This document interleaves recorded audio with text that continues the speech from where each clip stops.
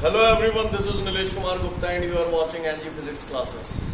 Well, पिछले term पे मैंने आप लोगों को root mean square value of current बताया था, यस और नो? बताया था या नहीं बताया था? बताया था। रिलेशन हम लोगों ने जो प्रूव किया था बेटा, that was IRMS is equal to I0 by root 2। बोलो भैया, एग्री करते हैं आप लोग इस बात से? जिस तरीके से हम लोगों ने करंट का रिलेशन निकाला था, वैसे ही मैंने आप लोगों को कल ये बात बताई भी थी। जिस तरीके से करंट का रिलेशन आता है IRMS बराबर I0 बाई रूट 2, वैसे ही वोल्टेज का रिलेशन भी आता है VRMS बराबर V0 बाई रूट 2। क्या आता है भैया? VRMS बराबर V0 बाई रूट 2। और इस रिलेशन को मैंने ऐसे भी बोला था, VRMS बराबर होता है 0.707 V0। सीन क्लियर है? ये बातें हम लोग कल तक कर चुके थे। एग्री करते हैं आप लोग इस बात से? अच्छी बात है। दूसरी बात, मुझे एक बात बताइए, ये बात वैसे तो मैं बता चुका हूं आपको, एक बार फिर से रिफ्रेश करा रहा हूं। मैंने आपको बताया था कि भैया वो डिवाइस जिनसे अल्टरनेटिंग करंट को नापा जा सकता है, उनसे डायरेक्ट करंट नप जाएगा या नहीं नपेगा? जिस डिवाइस से अल्टरनेटिंग करंट नापा जा सकता है, उससे डीसी करंट नपेगा कि नहीं नपेगा?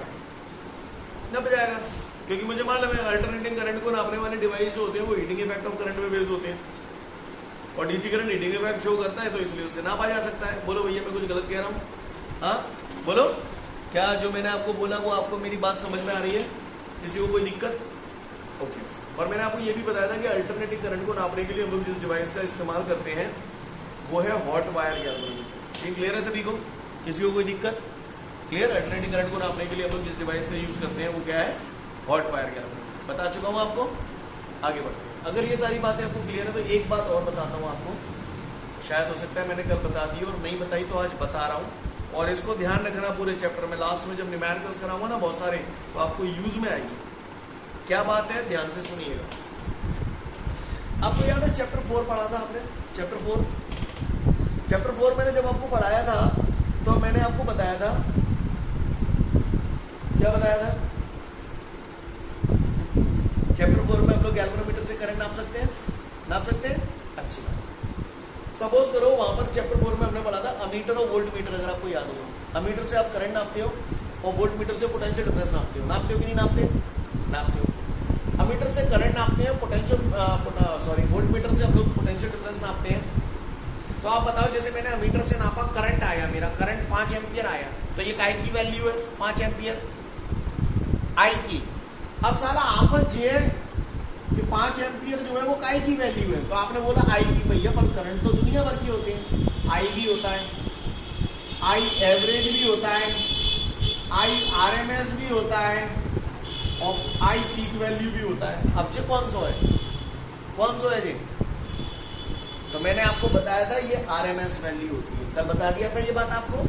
बोलो भैया, यानी हम लोग अमीटर और वोल्ट मीटर से हमको बेटा जो रीडिंग मिलती है that is always RMS value. वो बोलेगा ही नहीं आपको, वो बोलेगा अमीटर की रीडिंग 5 एम्पियर है, वो नहीं बोलेगा root mean square value of current is 5 ampere, वो बोलेगा अमीटर की रीडिंग 5 एम्पियर है। तो हमें अपने आप IRMS बराबर 5 एम्पियर रखना है, ना कि I बराबर 5 एम्पियर। कहानी समझ में आई आपको मेरी? सीन क्लियर है? ओके। यानी मैं ये कहना चाहता हूँ, अमीटर और वोल्ट मीटर द्वारा जो भी रीडिंग्स हमें दी जाती है that is always RMS value. भाषा समझ में आ रही है आपको मेरी? कोई दिक्कत? अच्छी बात है। अगर ये बात आपको समझ में आ रही है तो, और एक बात मैंने ये भी बता दी थी कि सेम वोल्टेज की अगर AC और DC लेते हैं तो AC is more dangerous than DC of same voltage. इसका कारण बता दिया मैंने क्यों ऐसा है। समझ में आ रही है बात? तो सुन लो, कल मैंने IRMS बराबर I0 बाई रूट 2 जो रिलेशन डेवलप कराया था, उसके बाद 2-3 नोट दिए, फटाफट उन नोटों को पढ़ लें, फिर मैं आगे बढ़ता हूँ। वही नोट दिए जो मैंने अभी समझाए हैं आपको, फटाफट एक बार रीडिंग ले लो। इसके बाद बेटा हमारे को एक न्यूमेरिकल दिया है, और उस न्यूमेरिकल में हमसे बोल रहा है the peak value of the alternating current is 5 root 2 ampere. Peak value of alternating current बोले तो I0। बोलो भैया, वो कह रहा है peak value of the alternating current is 5 root 2 ampere. Then calculate the root mean square value of current. IRMS value हमसे जानना चाहता है पटना। तो भैया मैं ज्यादा पढ़ो लिखो नाने पर मैंने बचपन में ये जानी है IRMS बराबर होता है I0 बाई रूट 2। बोलो भैया क्या गलत कह रही मैंने? कुछ गलत कह रही है? तो I0 की जगह क्या चटकाया तो यहाँ में 5 रूट 2। अपॉन √2 से √2 रूट जाएंगे तो आंसर हमारा आ जाएगा 5 एम्पियर। कहानी समझ में आ रही है आप लोगों को? बोलो भैया, इस टाइप के क्वेश्चन आपको ओटी में आ सकते हैं। देख लो फटाफट, देख क्या लो, उतार लो, फिर आगे बढ़ता हूँ। इसके बाद हमारे सामने अगला क्वेश्चन है, the reading of a AC volt meter is, एक वोल्ट मीटर है, उसकी रीडिंग हमें दे रहा है 200 वोल्ट। एक वोल्ट मीटर की रीडिंग कितनी दे रहा है बेटा?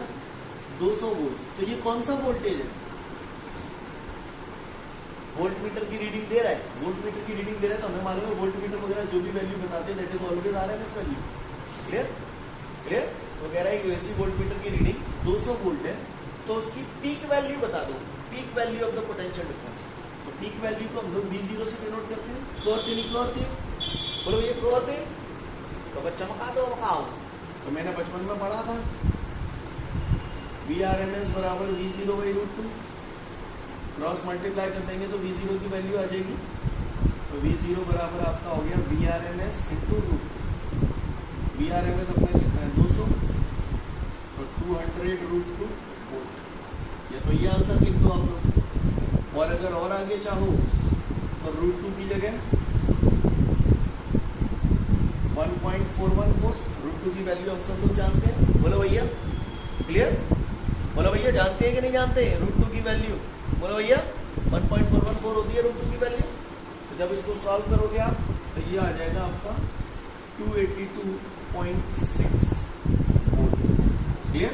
आप यहाँ तक कर देंगे तो भी चलेगा और आगे बढ़ा देंगे तो भी चलेगा, कोई इशू। सीन क्लियर है? मैं उम्मीद करता हूँ सभी लोग समझ गए होंगे। 282.8 वोल्ट है। क्लियर? तो मैं उम्मीद कर रहा हूँ कि यहाँ तक सभी को क्लियर है भैया। कर पाएंगे हम लोग इसको? कोई दिक्कत? तो तार को फटाफट इसे समझ पा रहे हैं ना आप लोग? इसके बाद हमारे सामने अगला क्वेश्चन दे रहा है, तो वो कह रहा है एक सर्किट में करंट का जो इक्वेशन है वो ये I बराबर 6 sin 314t ये दे रहा है। तो कह रहा है अगर I बराबर 6 sin 314t है देन कैलकुलेट नंबर 1, उसने मुझसे पूछा है पीक वैल्यू ऑफ करंट, यानी I0 जानना चाहता है। दूसरा मुझसे कह रहा है फ्रीक्वेंसी ऑफ अल्टरनेटिंग करंट, यानी F जानना चाह रहा है। बोले भैया, सही बोल रहा हूँ? और तीसरा मुझसे कह रहा है calculate the root mean square value of current, यानी IRMS। क्वेश्चन समझ में आ गया? बोलो भैया, सीन क्लियर है सभी को? वो कह रहा है the equation of alternating current is this, then calculate the peak value of current, frequency of the alternating current and root mean square value of current. करें शुरुआत भैया? बोलो भैया। चलिए तो गौर से देखिएगा, नोट डाउन करने में मत लगे रहना, पहले समझने की कोशिश करिए। इसको मैंने मान लिया बेटा इक्वेशन नंबर 1, ठीक है जी? क्या मान लिया? Equation number 1। Now we know that मतलब हम जानते हैं। क्या जानते हो वो लिख लो। कुछ जानते हो? हाँ, आप जानते हो।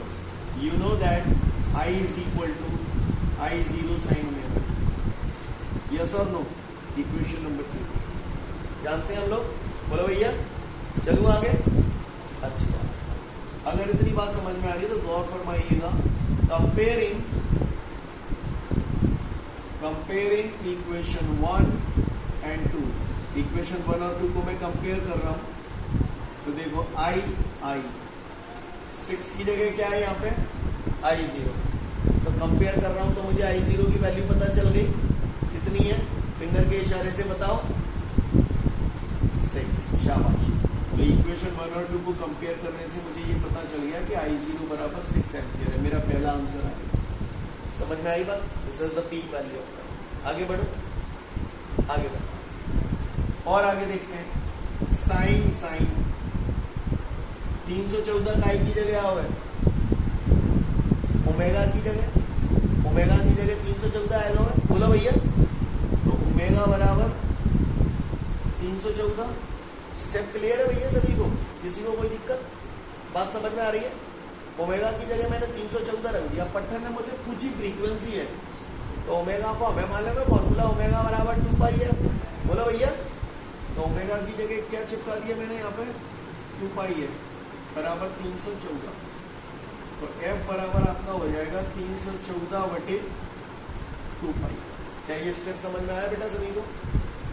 अगर ये क्लियर है तो f बराबर आपका हो गया 314/2 पाई की जगह 3.14 लिख दूं बेटा, बोलो भैया। डेसिमल हटेगा तो डेसिमल के बाद 2 डिजिट है, तो डेसिमल के बाद 2 डिजिट है तो 2 जीरो बढ़ जाएंगे, बोलो। 314 से 314 कैंसिल हो जाएगा, 2 से 100 कैंसिल हो जाएंगे 50 टाइम्स, तो फ्रीक्वेंसी कितनी आ गई 50 हर्ट्ज। क्या आपको बात समझ में आई सभी को? बोलो भैया, ये दूसरा आंसर आ गया हमारा, ठीक। अब पट्टो ने मुझसे पूछा है कि मैं रूट मीन स्क्वायर वैल्यू बताऊं करंट की, ये मेरा पहला आंसर हो गया है ना, समझ गया ना मेरी बात को? ये पहला आंसर हो गया हमारा I0 बराबर 6 एम्पियर, दूसरा आंसर हो गया हमारा 50 हर्ट्ज, तीसरा सॉल्व कर रहा हूँ। तो तीसरे में भैया मुझे मालूम है IRMS बराबर होता है I0/√2। बुरा तो नहीं लग रहा आपको? लगे लग जाए, मैं बता देता हूँ, क्लियर है? IRMS बराबर I0/√2, तो IRMS बराबर I0 कितना है 6/√2। बुरा तो नहीं लग रहा? अब या तो यही √2 की जगह 1.414 रख दो और डिवाइड कर दो, या तो ऐसे कर लो, या फिर रेशनलाइजेशन कर लो। हमें मालूम है डिनोमिनेटर में अगर रूट आ जाता है तो रेशनलाइजेशन कर लेते हैं, रेशनलाइजेशन से थोड़ा सा आसान हो जाएगा और कुछ नहीं। रेशनलाइजेशन करूंगा तो यहाँ पर √2 का मल्टीप्लाई, √2 का डिवाइड, बोलो भैया, समझ में नहीं आई होगी? समझ में आएगी का? तो IRMS बराबर आपका हो जाएगा 6√2/√2 इंटू √2, 2 3 6। तो हमारा आंसर आ गया IRMS बराबर 3√2 एम्पियर। सीन क्लियर है? और अगर आप √2 की जगह अगर आप लोग 1.414 रखना चाहते हो, है ना, √2 की जगह अगर आप 1.414 रखना चाहते हो तो फाइनली ये आंसर आपका आ जाएगा 4.242। क्या आ जाएगा? जैसे √2 की जगह हमने रख दिया 1.414, 1.414, क्लियर? √2 की जगह मैंने लिख दिया 1.414। तो जब आप इसको मल्टीप्लाई करोगे तो मल्टीप्लाई करके सॉल्व करके बेटा आपका जो आंसर आ जाएगा that would be 4.24 ampere. Scene clear है? यहाँ तक कर देंगे आप तो भी चलेगा, कितना बढ़ाना चाहें तो भी चलेगा, कोई इशू वाली बात नहीं। बात समझ में आ रही है सभी को? तो क्या हम लोग इतना कर पाएंगे? बोलो भैया, सीन क्लियर है सभी को? फटाफट से नोट डाउन कर लो, फिर मैं आगे बढ़ूंगा। इसके बाद हमारे को बेटा अगला न्यूमेरिकल बोल रहा है find the instantaneous value of alternating voltage of 220 volt 50 है, 220 वोल्ट और 50 है, ये दे रहा है। वो कह रहा है find the instantaneous value of alternating voltage of 220 volt 50 hertz. Clear? Question समझ में आ रहा है सभी को? वो इंस्टेंटेनियस वोल्टेज पूछ रहा है और मैंने तो पढ़ा था यार, इंस्टेंटेनियस वोल्टेज मैंने तो पढ़ा है, V बराबर V0 sin ओमेगा t अपन ये लिखते थे, इसमें यही तो इंस्टेंटेनियस वोल्टेज होता था, याद है आपको? है ना? तो वो इसी की वैल्यू पूछ रहा है। वो कह रहा है calculate the instantaneous voltage for 220 volt और 50 हर्ट्ज। तो भैया ये 220 वोल्ट जो दिया है तो वो किसी डिवाइस से नापा होगा, तो ये कौन सी वैल्यू होगी? RMS value. जब कुछ नहीं दिया तो RMS वैल्यू, बोलो भैया। तो ये VRMS और हर्ट्ज में क्या नापा जाता है? फ्रीक्वेंसी। एग्री करते हो आप लोग इस बात से? बोलो भैया। अच्छी बात। अगर इतने नहीं समझ रहे हो तो फिर बात ही का आई। ये बात अगर आपको समझ में आ गई है तो आगे देखिएगा। हमने ये बचपन में पढ़ा था VRMS बराबर होता है V0/√2। तो V0 बराबर कितना हो जाएगा? VRMS√2। बोलो भैया, सही जा रहा हूं मैं? बोलो। और V0 बराबर VRMS कितना है अपने पास? 220 × √2। सीन क्लियर है? कोई दिक्कत? तो भैया आ जाओ, चमका दो, बताओ V बराबर V0 की जगह क्या चिपका दूं? 220√2 इंटू साइन। अब ओमेगा ना आने मेरे पास, पर मैं फ्रीक्वेंसी दी तो मैंने बचपन में सुनी थी ओमेगा बराबर 2πf होता है। P पैसों की पैसों कहानी समझ में आई? बोलो भैया। तो V बराबर आपका हो गया 220√2 साइन 2 पाई की वैल्यू 3.14 होती है इंटू एफ कितना है आपके पास 50 इंटू टी। स्टेप समझ में आ रहा है भैया आप लोगों को? डेसिमल के बाद 2 डिजिट है, डेसिमल हटेगा तो नीचे 2 जीरो बढ़ जाएंगे। 52 सा 100, 2 से 2 कैंसिल, बोलो भैया। तो v बराबर हमारा आ गया 220√2 साइन 314t। ये आ गया हमारा इंस्टेंटेनियस वोल्टेज। सीन क्लियर है सभी को? कोई दिक्कत कर पाएंगे हम लोग? बोलो भैया। और आगे बढ़ाना है तो √2 की जगह क्या रख सकते हैं 1.414। बोलो भैया क्या रख सकते हैं √2 की जगह 1.414 साइन 314t। ये एज इट इज लिख दिया। इसका इससे मल्टीप्लाई करोगे तो ये अप्रोक्सीमेटली 311 आ जाएगा। 311 साइन 314t। कहानी समझ में आई? आप यहाँ तक कर दोगे तो भी करेक्ट है और आगे बढ़ा दिया तो भी करेक्ट है। क्या मैं उम्मीद करूँ हम लोग समझ गए? बोलो भैया फटाफट से उतार दो फिर आगे की बात करूँगा। मैंने आपको 2 दिन पहले इक्वेशन प्रूव कराई थी पूरी v बराबर v0 sine omega T. Page number 2 पे ही होगी मेरे ख्याल से, है ना? फटाफट उस पूरे क्वेश्चन को एक बार अच्छे से देख लो। मैंने आपको 2 से 3 मिनट का समय दिया, ठीक है? पूरा स्टार्टिंग से लेके एंड तक v बराबर v0 साइन ओमेगा टी वाला डेरिवेशन। तो मैं उम्मीद करता हूँ आप सभी लोगों ने ये पढ़ लिया, राइट? आप सभी लोगों ने ये पढ़ लिया कि ये जो इक्वेशन आई है v बराबर v0 साइन ओमेगा टी कहाँ से है। सीन क्लियर है? आपने फिगर देखा, फिगर में क्या था, एक मैग्नेटिक फील्ड दिया हुआ था ऐसे करके और मैग्नेटिक फील्ड में कॉइल रखी हुई थी, याद आ रहा है इसे? और इस कॉइल को मैग्नेटिक फील्ड में घुमाया जा रहा था जिसकी वजह से मैग्नेटिक फ्लक्स में चेंज हो रहा था। मैग्नेटिक फ्लक्स में चेंज हो रहा था तो इंड्यूस डीएमएफ और इंड्यूस करंट पैदा हो रहा था। तो आपने मैग्नेटिक फ्लक्स में चेंज हो रहा है तो इंड्यूस डीएमएफ पैदा हो रहा है तो according to the Faraday second law आपने E बराबर -d/dt लगा दिया। बोलो भैया। और उसके बाद पूरा चिपका दिया। सही बोल रहा हूँ? यहाँ पर 2 फॉर्मूले याद करने वाले थे। एक तो ये वाला v बराबर v0 साइन ओमेगा टी और ये जो v0 है that is equal to NAV omega. याद है? साइड में माना था आपने। बोलो भैया। ये दोनों फॉर्मूले याद करने वाले हैं। यहाँ पर पीक वैल्यू जो है वोल्टेज की, पीक वैल्यू जो है वोल्टेज की नंबर ऑफ टर्न पे डिपेंड कर रही है, एरिया ऑफ द कॉइल पे डिपेंड कर रही है, इंटेंसिटी ऑफ मैग्नेटिक फील्ड पे डिपेंड कर रही है और angular velocity of the coil पे डिपेंड कर रही है। जो रामायण बोली मैंने समझ में आई आपको? ये सब पढ़ लिया आपने? मैं पढ़ा चुका हूँ ऑलरेडी। अब मेरी बात ध्यान से सुनिएगा सब लोग। ये सारी चीजें दोबारा से रिपीट हुई हैं। एक्चुअली यही चीज हम लोग, यही कॉन्सेप्ट हम लोग यूज करते हैं जनरेटर में। काय में?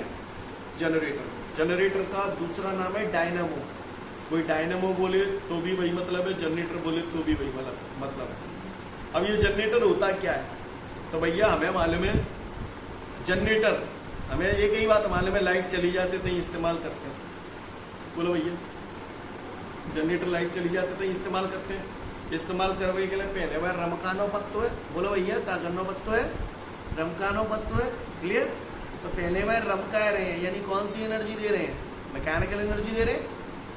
और जैसे ही हम जो रमका जैसे फट फट फट फट जनरेटर चालू हो जाते और बिजली आ जाती है, बक्काटों से हो जाते हैं। बोलो भैया।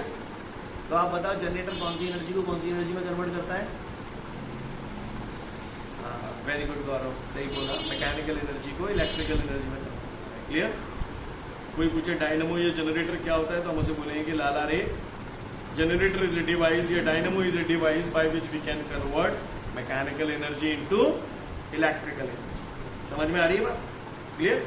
और जनरेटर में सेम यही कॉन्सेप्ट यूज होता है। कॉइल होती है जो मैग्नेटिक फील्ड में घूमती है जिसकी वजह से मैग्नेटिक फ्लक्स में चेंज होता है और मैग्नेटिक फ्लक्स में चेंज होता है तो इंड्यूस करंट पैदा होता है।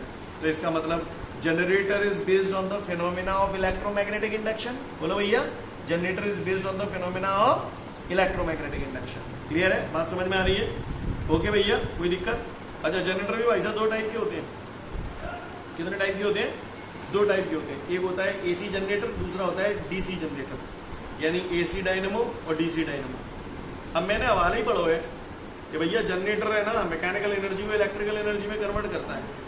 अब इलेक्ट्रिकल एनर्जी है तो एसी होगी या डीसी होगी? बोलो भैया। सही बोल रहा हूँ ना? अब कोई जनरेटर ऐसा है जो मैकेनिकल एनर्जी को इलेक्ट्रिकल एनर्जी में कन्वर्ट कर रहा है लेकिन वो इलेक्ट्रिकल एनर्जी एसी के रूप में है तो वो एसी डायनेमो हो जाएगा। और अगर कोई जनरेटर मैकेनिकल एनर्जी को इलेक्ट्रिकल एनर्जी में कन्वर्ट कर रहा है लेकिन वो इलेक्ट्रिकल एनर्जी डीसी करंट के रूप में है तो वो डीसी डायनामो हो जाएगा। नहीं है मेरी बात समझ में? क्लियर? तो किसी पट्टे ने मुझसे पूछ लिया कि अरे बलाने डायनामो कितने टाइप का होता है, तो बलाने क्या कहेंगे? 2 टाइप का होता है, एसी और AC. AC dynamo, DC dynamo. AC dynamo क्या करता है? It converts the mechanical energy into electrical energy in the form of AC current. DC dynamo क्या करता है? It converts the mechanical energy into electrical energy in the form of DC current. बोलो, clear है? Page number 19 पे आ जाओ। 19 question मिलेगा आपको, question मिलेगा आपको पेज नंबर 19 पे। फिर से रिपीट कर रहा हूं, पेज नंबर 19। पेज नंबर 19 पे आपके सामने क्वेश्चन है, डिफाइन इलेक्ट्रिक जनरेटर और डायनामो एंड इट्स प्रिंसिपल। पढ़ लो पूरा, समझ जाओगे आप लोग। थोड़ा सा इसको पढ़ने से पहले 1 सेकंड हम लोग रुकेंगे। मैंने अभी थोड़ी देर पहले आपको बोला था, स्टार्टिंग में ही बोला भी कि भैया ये पूरा आपने पढ़ लिया ना सभी ने, तो आपने ये इक्वेशन अभी प्रूव करना भी आ गई है आपको कि कैसे करते हैं प्रूव। जब आपने इसे प्रूव किया था बेटा, तो आपने सबसे पहले शुरुआत कहाँ से की थी? फैराडे के सेकंड लॉ से की थी, E बराबर minus D by upon D T. बोलो भैया। फिर आपने क्या रखा था? E बराबर minus D upon D T. Phi बराबर क्या होता है? N B A cos theta, अगर कॉइल के अंदर n नंबर ऑफ टर्न होता है। और थीटा एंगल किस किस के बीच का होता है? मैग्नेटिक फील्ड और एरिया वेक्टर के बीच का। समझ में आ रही है बात? अब कॉइल चाहे ऐसे धर दो, चाहे तो ऐसे धर दो, या फिर आपके नोट्सों में यहाँ पर जो फिगर बना हुआ है, जो मैंने अभी डायनामो में बोला था आपको, उसमें उन्होंने क्या किया है? ये मैग्नेटिक फील्ड है। अब ये कॉइल मान के चलो किसी सिचुएशन में घूम रही है, कॉइल क्या कर रही है? घूम रही है। तो कॉइल घूम रही है तो घूमन दो, कॉइल घूम रही है तो यहाँ पर जो थीटा एंगल है वो किस किस के बीच का है? मैग्नेटिक फील्ड और एरिया वेक्टर के बीच का। और एरिया वेक्टर कहाँ होता है? जब कॉइल पे आप नॉर्मल ड्रॉ करोगे परपेंडिकुलर, जैसे कोई भी कॉइल है, कॉइल पे जब आप नॉर्मल ड्रॉ, जैसे सपोज करो कॉइल घूमते हुए इस पोजीशन में आ गई, ये कॉइल इस पोजीशन में आ गई घूमते हुए, तो आप गौर से देखिए ये मैग्नेटिक फील्ड है और इस पे कॉइल पे नॉर्मल मैंने ड्रॉ कर दिया, तो ये नॉर्मल ये हो गया। तो कॉइल पे नॉर्मल और मैग्नेटिक फील्ड के बीच का तो एंगल होता है थीटा। नहीं है मेरी बात समझ? सीन क्लियर है ना? बात समझ में आ रही है ना क्या सीन है? वही लैंग्वेज में लिखा हुआ है। अब पढ़ो ध्यान से, पूरी कहानी समझ में आ जाएगी आप, ठीक है ना? पढ़ो ध्यान से पूरा। तो मैं उम्मीद करूं ये क्लियर हो गया सभी का। प्रिंसिपल ऑफ डायनामो, ये प्रिंसिपल ऑफ जनरेटर क्या है? सेम कहानी है, कोई जो आपने स्टार्टिंग में पढ़ा था, आप चाहो तो सेम टू यू वैसे ही आंसर लिख सकते हो। इसकी लैंग्वेज का कोई बहुत ज्यादा टेंशन नहीं है। पर एक तो समझ में आ गई ना कि डायनामो एक ऐसा डिवाइस है जो मैकेनिकल एनर्जी को इलेक्ट्रिकल एनर्जी में कन्वर्ट करता है। इतना लोग लिख सकते हो ना कि जब कॉइल मैग्नेटिक फील्ड में घूमेगी तो मैग्नेटिक प्लस में चेंज होगा, मैग्नेटिक प्लस में चेंज होगा तो रिड्यूस करंट पैदा होगा। यही प्रिंसिपल है इसका। और फिर वही E बराबर minus D by upon D T हो। चिपका देना कहानी पूरी। चिपका दोगे नहीं? चिपका दोगे? चिपका देंगे। Very good, clear. और उसके बाद लास्ट में जो 2-3 करके पॉइंट दिए ना, 4 पॉइंट दिए, 1 2 3 4 दिए हैं लास्ट में। बोलो भैया वो यही पॉइंट है। Peak value number of turn पे डिपेंड कर रही है, एरिया पे डिपेंड कर रही है, मैग्नेटिक फील्ड पे डिपेंड कर रही है और एंगुलर वेलोसिटी पे कॉइल पे डिपेंड कर रही है। सीन क्लियर है? बोलो भैया। नहीं है बिना बात ही ना समझ में आ रही। उसके बाद अगला क्वेश्चन दिया, explain the kinds of dynamo. यही क्वेश्चन दिया अगला इसके बाद। तो डायनामो कितने टाइप का होता है मैं बता चुका हूँ, एसी डायनामो और डीसी डायनामो। कितने टाइप का होता है? एसी डायनामो और डीसी डायनामो। अब बात आती है एसी डायनामो क्या होता है, डीसी डायनामो क्या होता है। क्या आप लोग ये जानना चाहते हैं? जानना चाहते हैं? तो एसी डायनामो क्या होता है, डीसी डायनामो क्या होता है, इसको जानने के लिए आप लोगों को कल आना होगा। क्लियर? इसके लिए आप लोगों को कल आना होगा। ये मैं एक्चुअली काफ़ी सारे लोग आज एब्सेंट हैं तो मैं नहीं पढ़ाने का इच्छुक हूँ। समझ रहे हैं ना मेरी बात को? लेकिन यहाँ तक आपको सारी कथाएँ क्लियर है? क्लियर? किसी को कोई दिक्कत? तो इतना हम लोग अच्छे से पढ़ के आएंगे। क्लियर है? मैं आपको बता दूं, इतना हम लोग अच्छे से क्लियर करके आएंगे तो कल हम लोग एसी डायनामो और डीसी डायनामो पढ़ेंगे। बात समझ में आ रही है सभी को? किसी को कोई दिक्कत? ठीक है, तो फिर आज के लिए पर्याप्त है। Thank you everyone, have a great day to all of you guys. जय हिंद।